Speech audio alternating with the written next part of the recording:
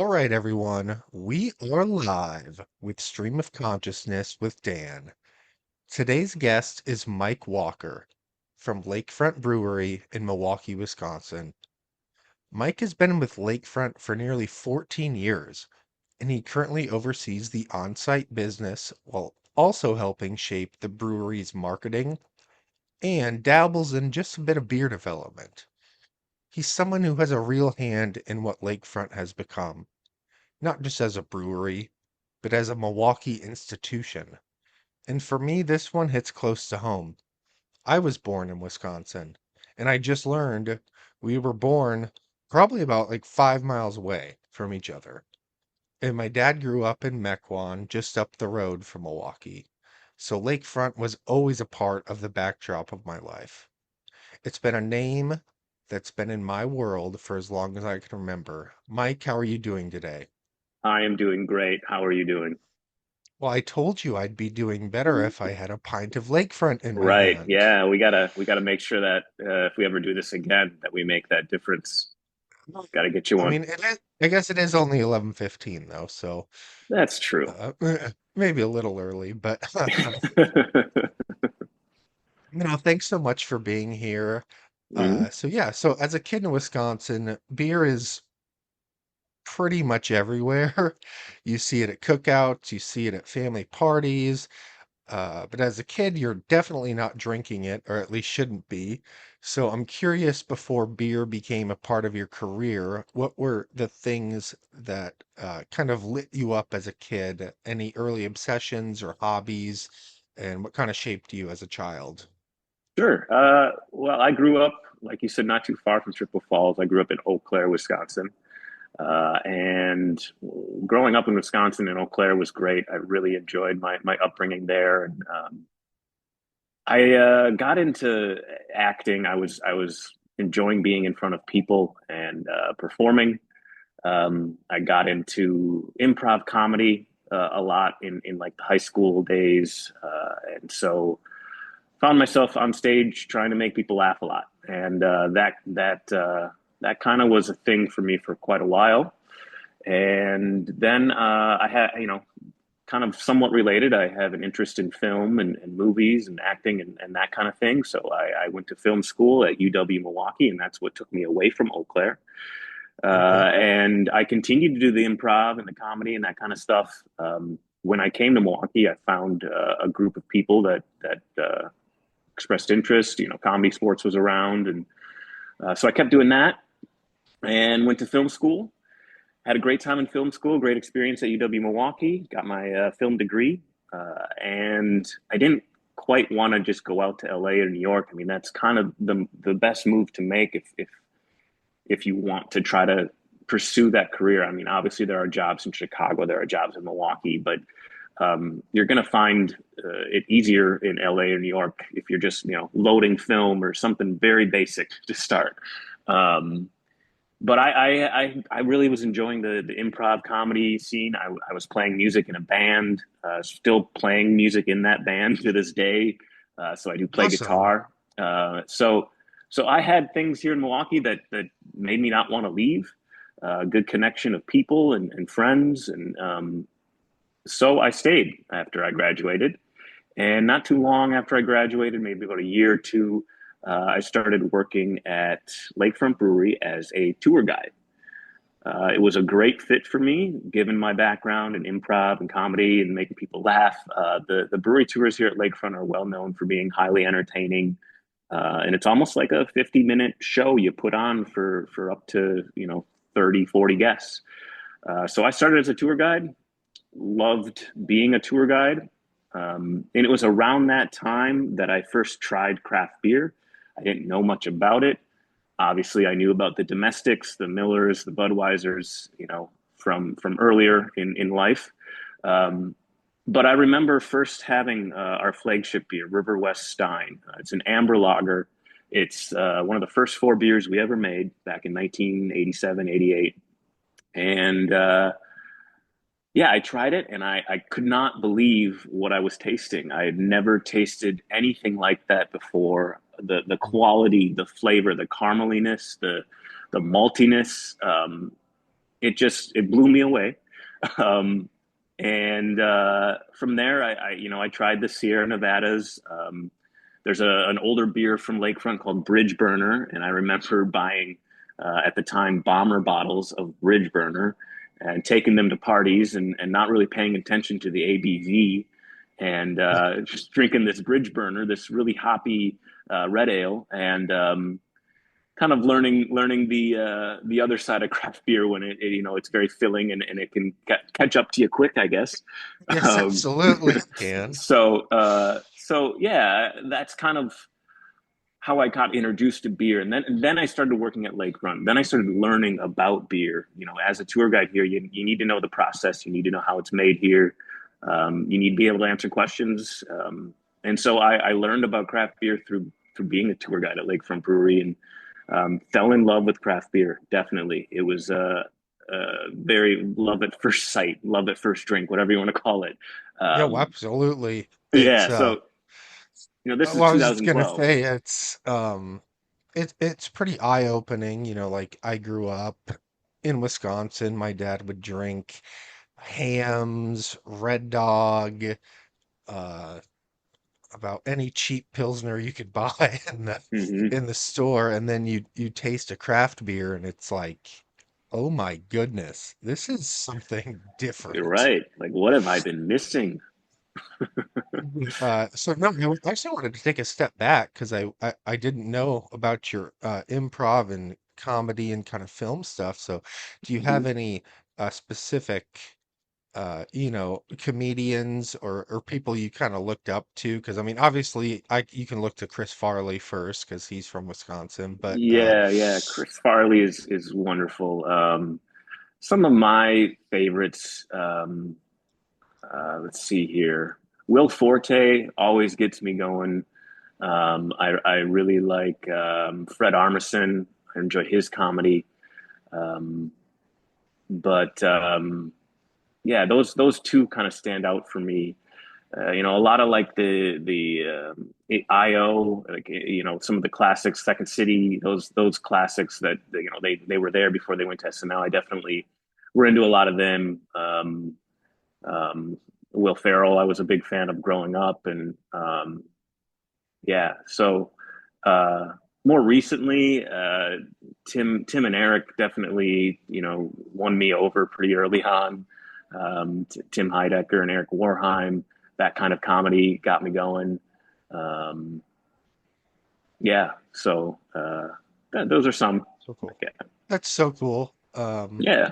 It's just really neat because like you were super successful in film school and everything like that, and then you end yourself up in a completely different spot than you thought. Right. Right. And so that's really cool though, because you'll Yeah. always And have that. right. And we've had things here where filming is involved, and it's been able to tickle that for me, and I end up on the news a lot lately, which is fun, and that also gets me in front of people again, and so it's been interesting, given my schooling and what I was interested in growing up, and how that kind of has returned in certain facets of my career here. Yeah, that's really cool. Yeah. Um, so I want to talk about Lakefront in particular because as you've kind of touched on, it's not just another brewery. It's one of those places people talk about like with a sense of pride, and in a state where beer is, kind of woven into our DNA. What do you think makes Lakefront so special? You don't have to get anything proprietary or anything, but what's kind of the heartbeat of the place that keeps people coming back? I think to me it's the leadership.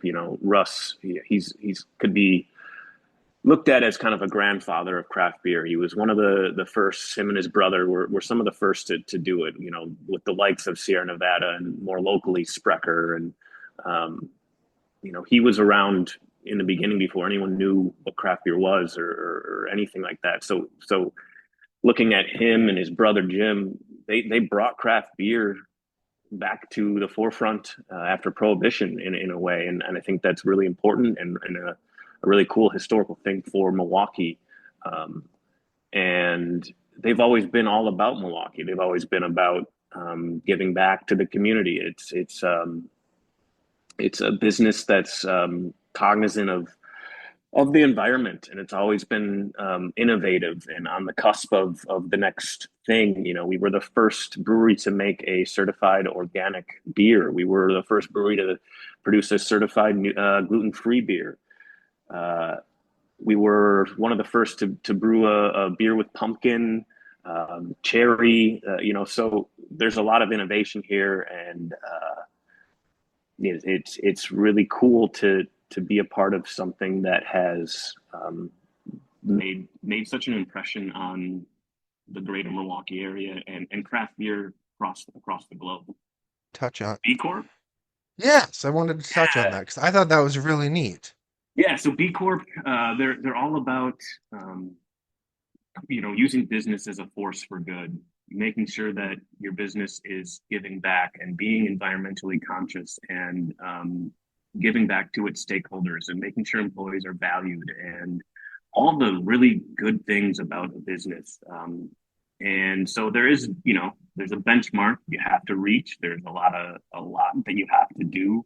It's not an easy thing to get for your business because it's a well respected and important thing. So we are B Corp certified. I think we are the first brewery in Wisconsin to be B Corp certified. And not only is it tough to like get B Corp certified, but you have to retain that. There are checks every so often to make sure that you are hitting the marks you need to hit to be a positive force for good for the world around you and as close as the local businesses around you and the environment around you. And so we're really proud of that. It's not an easy thing to keep up with. You have to track a lot of things. You have to make sure that you're um, staying up on the important things that I think some businesses kind of let fall to the wayside. It keeps you honest, and I think that's part of the importance of it. Being a B Corp certified business, people are looking to you to be um, conscious of the things that your business can do for good. Well, I mean, that's awesome. I thought that was really cool, so I really wanted you to talk about that. Yeah, So yeah, we're proud of that one. I mean, we have it takes a lot of work, and so shout out to Kelsey. She's kind of the one that has taken the lead on that, and I know it's a lot of work. So shout out to her. shout out to Kelsey. I'll do it. Yeah. Um, so yeah, okay. So now I'm gonna kind of put you to the test on your touring skills for Okay. just a dummy who lives in Omaha, Nebraska. How do you make beer? It doesn't need to be, like I said, anything proprietary, but how do Sure, you sure. make beer? Well, there are four ingredients to beer. That is going to be malted barley. It's going to be hops. It's going to be yeast. And then the one that people probably don't think about or realize is water. Those are the four ingredients in beer. Long, long time ago, I think it was 1516, the first consumer protection law was called the Reinheitsgebot. The Reinheitsgebot was the law that said every single beer needs to have barley, water, and hops. That is what you need to put in it to be beer. That's the only thing you can put in it.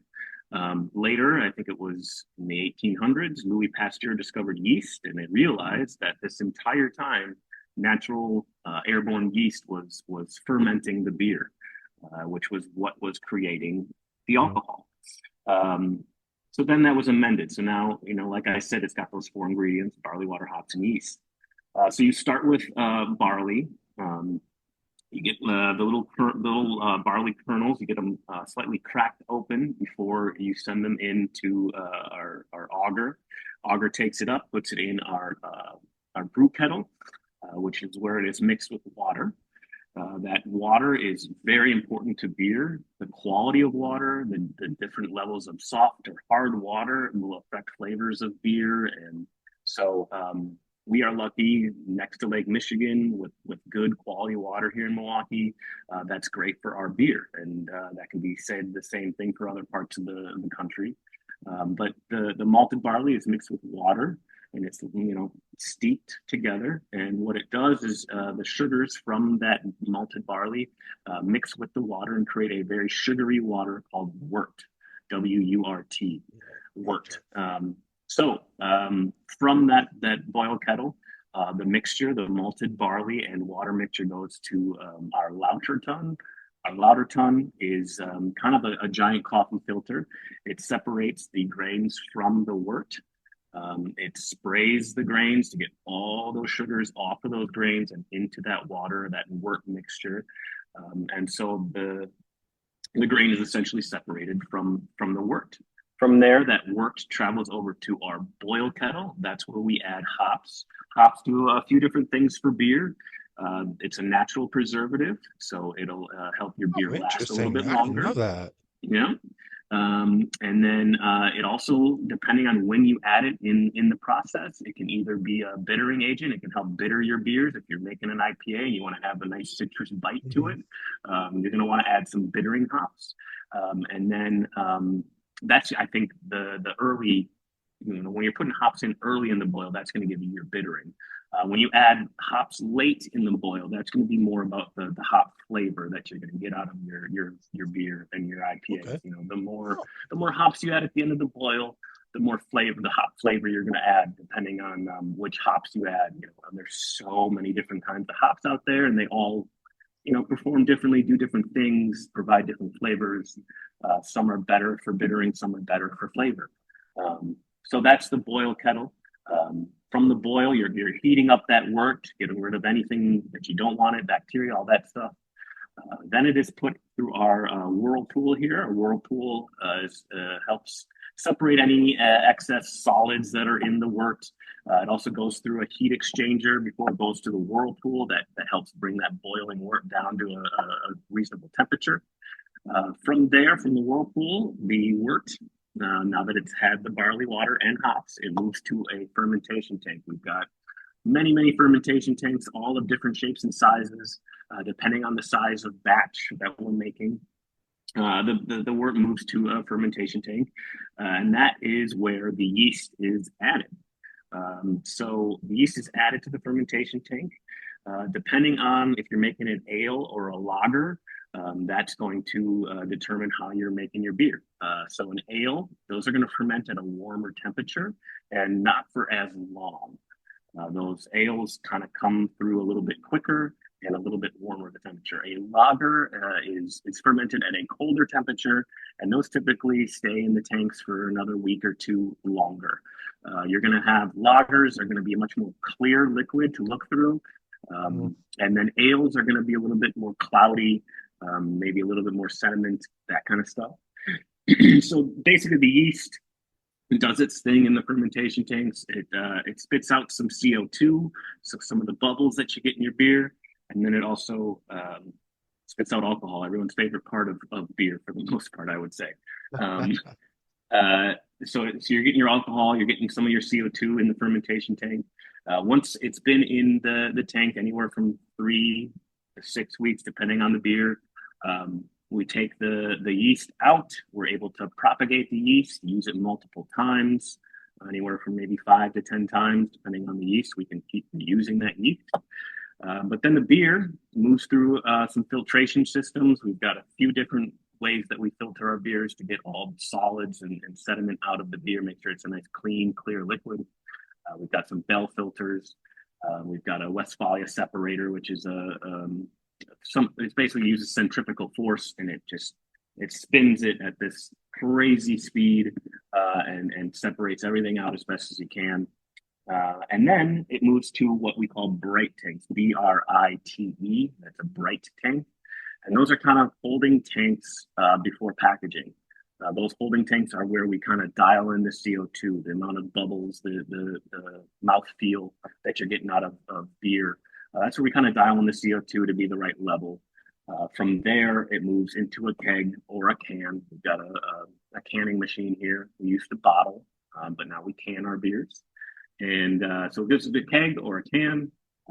From there, it goes to our warehouse. Hmm. We have this on-site, brewery that you can come visit and tour and eat and have a great time. Lots of cool events. But this is not where we actually hold all of our beer. We have a warehouse about a mile or two from the brewery, where we hold all of our beer. That's where our distribution happens. So we distribute to around 30 states right now and a couple countries.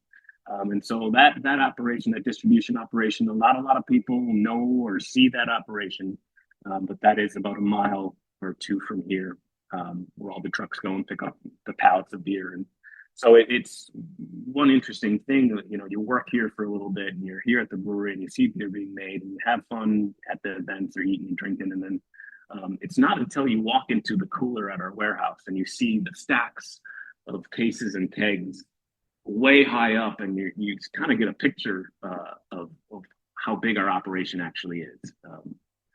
And so that's kind of the path from malt to distribution. Well, I should have asked for like the 4-year-old version of that. That was very descriptive, and I think for everyone out there listening, when you're, purchasing, any beer, hopefully Lakefront, that there is so much hard work that goes into, Right, making it, a can of beer. So right. that was really awesome. That was good practice for me. I haven't really gone through that in a long time, and I still have the information. I've come to learn. Well, it was awesome. So now we're gonna have a little fun because I want to talk about beer. And so I do a segment, it's called Mount Rushmore, and it's just beer styles. We don't have to talk about uh, brands or anything like that, but just kind of your top four beer styles. So if you want to go first, and then we can just go back and forth. Okay. So I have to say, number one is a very specific style. Uh, at Lakefront Brewery, we have what is called the My Turn series. The My Turn series is a series of beers that are made by full time employees here. And now we've actually had a couple part timers as well. Um, but 4 times a year, you get to go down to the brew deck and make a beer that you want to make. You get together with the head brewer and you discuss flavors and styles and additives and things you want to make, and then you make a beer, uh, and then it is distributed. It's called the My Turn.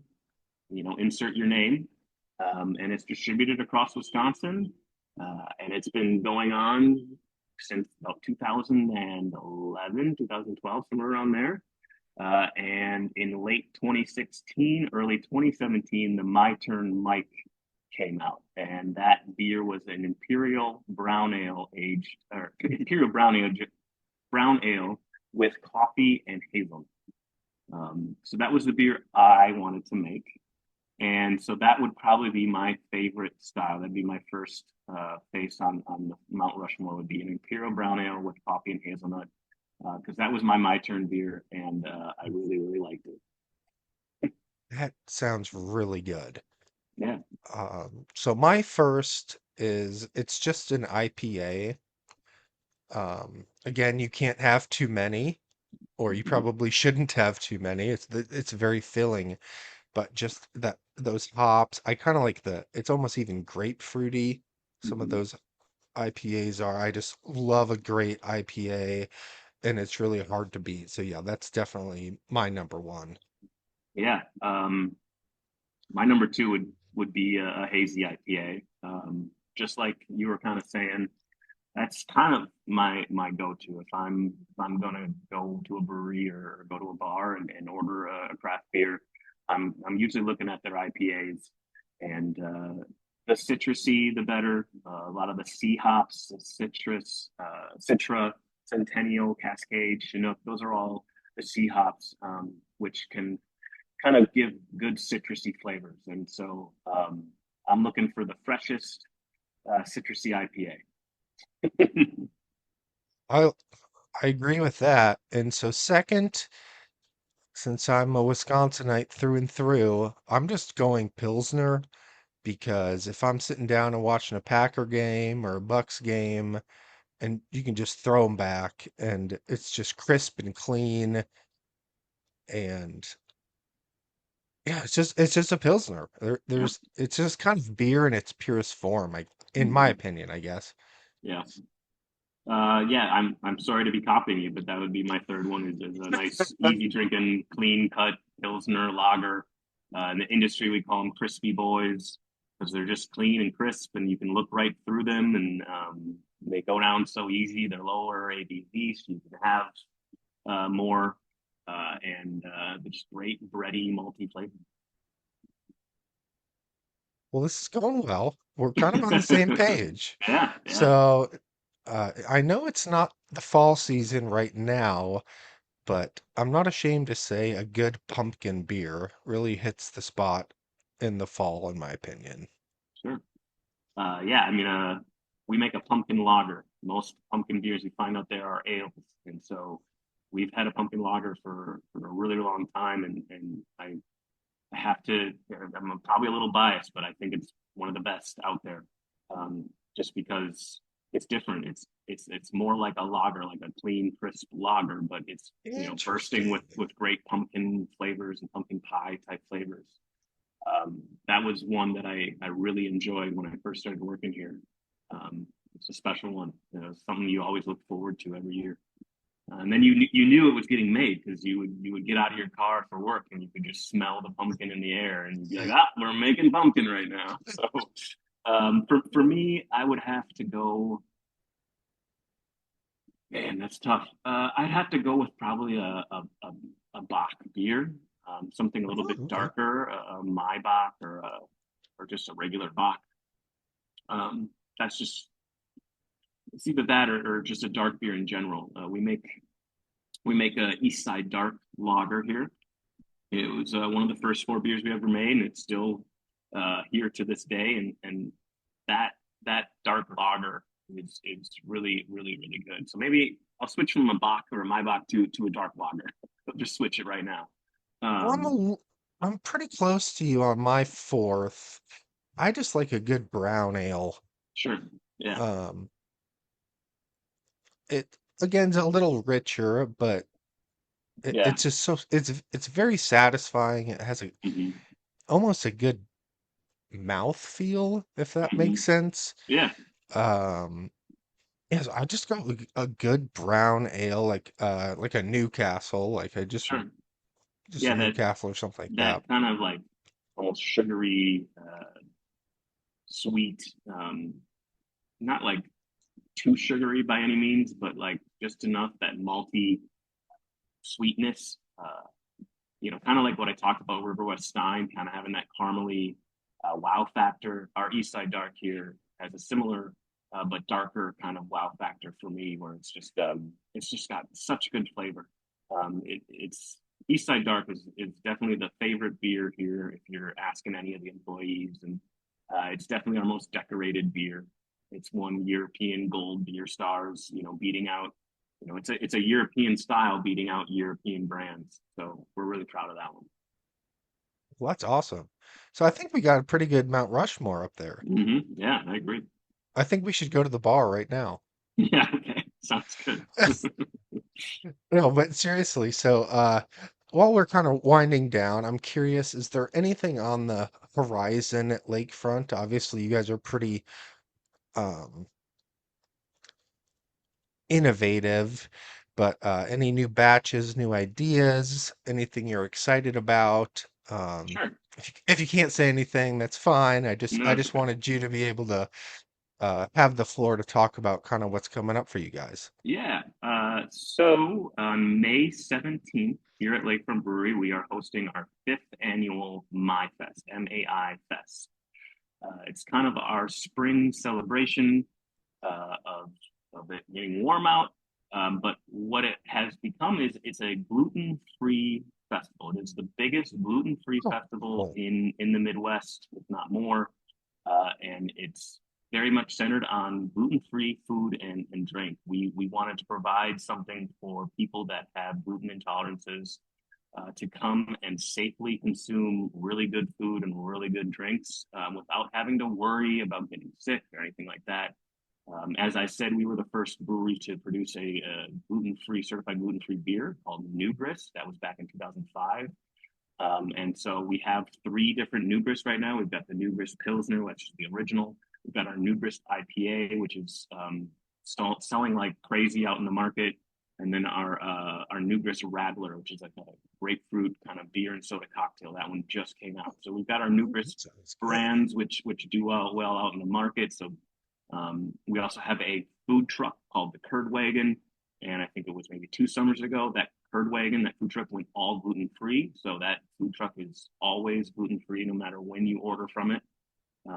So that we realized there's a need out there for people that have gluten intolerances to be able to kick back and enjoy good food and good drinks and not have to be concerned about what's in everything they're consuming. So MyFest became the Midwest's largest gluten-free festival. And that's on May 17th. We're doubling our festival space. We're closing down the street in front of the building. We've got our auxiliary lot next door that we're ripping the fence down and making more space over there. So we're going big for our 5th year. So MyFest, it's on our website. Just got announced yesterday, and yeah, we're really excited about that. That is really freaking cool. So I'll Yeah, definitely plug that into the episode description when I publish that, because that's awesome. Because yeah, just because you have a health condition doesn't mean you need to, sacrifice enjoying right. great food and great drink. So Mm-hmm. Mm-hmm. I love that. Yeah, And so I always like to ask this question towards the end, since I'm talking to a fellow Wisconsinite or a yeah, Scotty. yeah. So for me, being born in Wisconsin is something I'm very proud of. My parents moved back there full time now, and it just always feels like home, no matter where I am in the state. So I'm just curious, what does it mean to you to be from Wisconsin? Well, it's the only state I've ever known, and I feel like when I go on vacation, when I go places, um, it's not like, man, this is so much better than Wisconsin. It's like this is different. Um, but I just think I love the lushness of Wisconsin, the pine trees, the greenery. It's not just a bunch of flat land with nothing on it. It's a lot of Are good you making farming. fun of Nebraska? No, no, no. That you just described Nebraska. Yeah, that's Flat land true. with That's nothing. true. Yeah. But yeah, and I think growing up in Eau Claire, it was a really good city to grow up in and have a family in. There's a lot of support for the creative arts. And I, played trumpet in band. I got into the jazz band. Then, started the improv comedy, and it's all creative stuff, and it had a lot of support back when I was in Eau Claire. And there's a Boney there, Justin Vernon. He's a pretty popular musical artist. He went to my high school, and Oh my um, God. No, yeah. So it's growing up in Eau Claire was special, and um, maybe I should be saying that I really love Eau Claire, but Eau Claire is a part of Wisconsin, so mhm. a lot of my feelings about Wisconsin probably come from Eau Claire. But then again, I moved to Milwaukee in 2010, and I'm here 16 years later. So um, it's not just Eau Claire. Milwaukee has been amazing too. I think it's a best kept secret kind of city. There's such good food and drink and entertainment. We've got the Summerfest grounds. We've got the largest music festival, um, and there's so much going on in the summer. It's really a special few months in Milwaukee that you got to come and check out.